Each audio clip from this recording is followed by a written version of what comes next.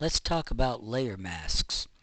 A layer mask, there are several kinds, and the term masking comes up quite a bit in Photoshop. And a mask, let's talk about a general concept of a mask. And when we do that, let me just show you. If first we want to talk about a general concept of a mask, and here's where we want to go. A mask has a black and white area. A mask is not a part of your image or a part of the finished picture. It is a tool. It is a tool to be used in Photoshop, and it's used in many different ways, as I've said. The mask is always a black and white thing, and we want to look at the white area in a mask. Does one of two things. Either, as we're going to see in a minute here, a layer mask, the white area is really a clear area, like a piece of glass, because the white area will let us see part of the image. On the other hand, the black area will hide the image. So the white area lets us see part of the image. The black area will hide the other parts of the image. The other way that a mask can be used is for the white area to have the image unprotected. What I mean by that is if we activate a mask, then the white area and then is the part that we will see, and if we make a change with a filter or something, it will affect the area that is white in the mask. And again, by the same token, the black area of the image, or the black area over the image, will not only hide it, but it will also not let any changes be made to it. So the white area either lets us see the image or it exposes that part of the image to changes. The black area either hides the image or it protects that part of the image. And that's just a very general explanation of masks, and I think it'll become a little bit more clear to you here in a minute as to what we're going to do next. Okay? So, having said that, we are going to do a kind of mask that's called a layer mask. And there are, in my book, 3 variations on a layer mask. And the first one we are going to do by making a selection. We can use any of the selection tools. I'm just going to use the simplest and the most simple, and I'm just going to make a selection in an oval.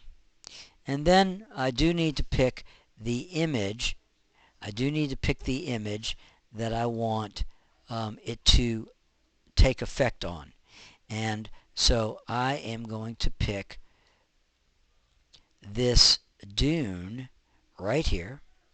As a matter of fact, let's just turn off a couple of things. Here's the dune, and you can see I've made the selection of an area. And I'm going to come down to the bottom of the layers palette, and right here, I'm going to click this little image that looks like a square with a little circle in it. And I click it, and watch, we're going to get something new right up here next to our dune. And there you have it. Now look what's happened. As I said, here is the layer mask. You see it as a small frame next to the picture. And as I showed you in larger form a minute ago, there's the black area and there's the white area. And if we look back over to our image itself, as I indicated to you, we can see the dune where the white part of the layer mask was or is, and the rest of the dune image is hidden because the black area of the layer mask hides it. Now, when we have a layer mask, we can, right now they are locked together so that if I move the image, the layer mask moves with it. But that doesn't necessarily have to be the case. We can unlock it, unlock the two of them, and we will then be able to move them independently. The lock is this little, looks like a little a chain, a link right in between the two, and simply click that to unlock it. And then I can either pick the image and move the image almost like it's a picture frame in behind the layer mask. Or I could click the layer mask and the picture won't move, but the mask or the area that is exposed by the mask is changed as I move it around. So that's a basic layer mask, and it's a pretty cool thing. If I were to throw it away, just drag it to the trash.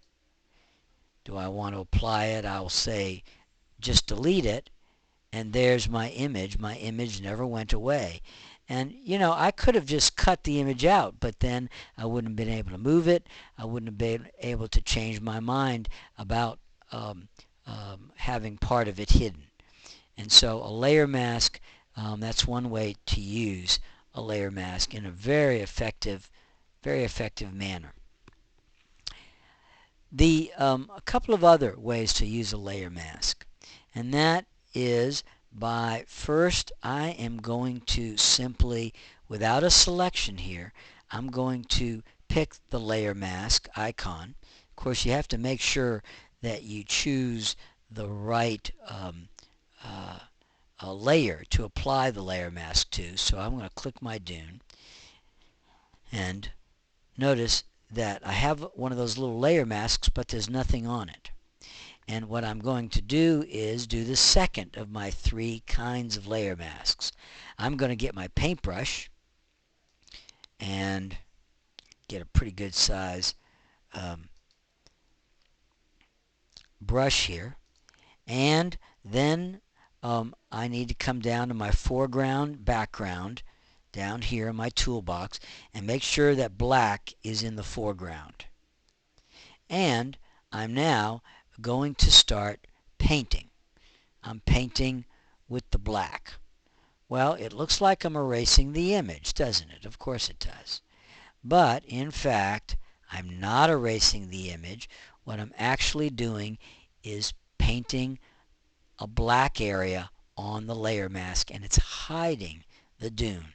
And when I let go, once again, watch the little layer icon here, and there it is. You see it right there. Where I painted, it has hidden part of the image. I can go and I can get an eraser, and if I want, bring the image back, because I will simply start erasing the black area on the layer mask, which basically brings the image back. So it's by painting black areas and having white areas on the layer mask that dictate how much or what part of my image I see or is visible. Okay?